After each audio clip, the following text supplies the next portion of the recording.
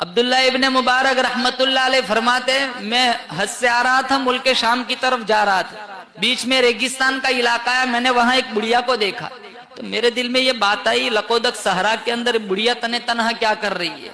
تو میں نے کہا السلام علیکم، تو اس نے قرآن سے جواب دیا سلام قولا من رب الرحیم۔ میں نے پوچھا مائی اس لقودق صحرا میں تو تنہا کیا کر رہی ہے؟ وہ قرآن سے کہہ رہی ہے من یضلل اللہ فلا ہادی لہ، اللہ جسے دھکا دے دے اسے سنبھالنے والا کوئی نہیں۔ میں سمجھ گیا یہ اپنے قافلے سے بچھڑی ہوئی ہے۔ میں نے کہا کتنے دن ہو گئے؟ وہ قرآن سے کہہ رہی ہے ثلاث لیال سویہ، 3 راتیں ہو گئی میں قافلے سے بچھڑ چکی ہوں۔ میں نے کہا تیرے پاس پانی تو ہے نہیں، وضو بنانا ہے تو کیسے وضو بناتی ہے؟ وہ قرآن سے کہہ رہی ہے فَإِن لَمْ تَجِدُوا مَاءً فَتَيَمَّمُوا صَعِيدًا طَيِّبًا، پانی نہ ہو پاک مٹی سے تیمم کر کے نماز پڑھو۔ میں سمجھ گئے تیمم کر کے نماز پڑھ رہی ہے۔ میں نے کہا تو 3 دن سے بھوکی ہوگی، تیرے پاس دانا روٹی تو ہے نہیں، میرے پاس روٹی ہے تجھے پیش کروں؟ تو وہ کہنے لگی ثُمَّ أَتِمُّوا الصِّيَامَ إِلَى اللَّيْلِ، میں سمجھ گیا یہ تو روزے سے ہے۔ میں نے کہا سفر میں بھی روزہ، سفر میں بھی روزہ؟ کہا فمن تطوع خیرا فہو خیر اللہ، نفلی روزہ ہے۔ میں نے کہا سفر میں تو فرض روزہ چھوڑنے کی اجازت ہے، تو نفل روزہ رکھے ہوئے؟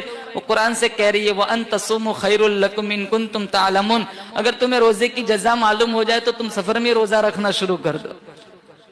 میں جو بولوں وہ پلٹ کے قرآن سے جواب دیتی ہے۔ میں نے کہا اپنی زبان میں جواب کیوں نہیں دیتی؟ میں جو کہتا ہوں قرآن جواب دیتی ہے۔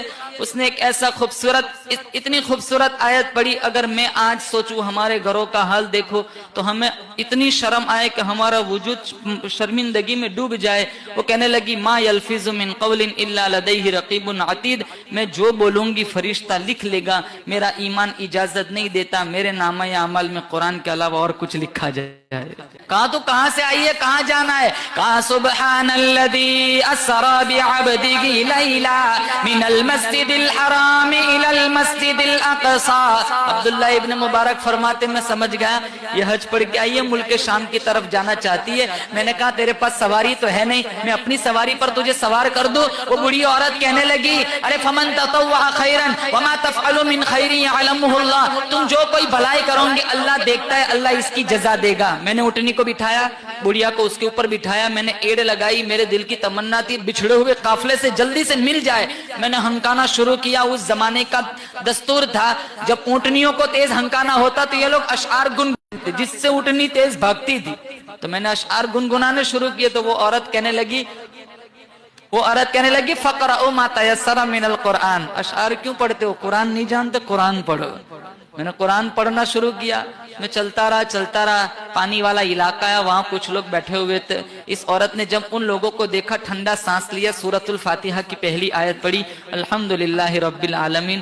مجھے یقین ہو گیا یہ اسی قافلے سے جدا ہوئی ہے۔ میں نے کہا مائی اس قافلے میں تیرا کوئی پہچاننے والا ہے؟ وہ قرآن سے کہہ رہی ہے المال والبنون زینت الحیات الدنیا۔ میں سمجھ گیا اس قافلے میں اس کے بیٹے ہیں۔ میں نے کہا تیرے بیٹوں کے نام کیا ہے؟ کہا واتخذ اللہ ابراہیم خلیلا وکلم اللہ موسیٰ تکلیما یا یحییٰ خذ الکتاب بقوہ۔ اس نے 3 آیت پڑھی، میں سمجھ گیا اس کے 3 بیٹے ہیں، ایک کا نام موسیٰ، ایک کا نام یحییٰ، ایک کا نام ابراہیم۔ میں نے آواز لگائی، مجمع کو چیرتے ہوئے 3 خوبصورت جوان میرے پاس آئے۔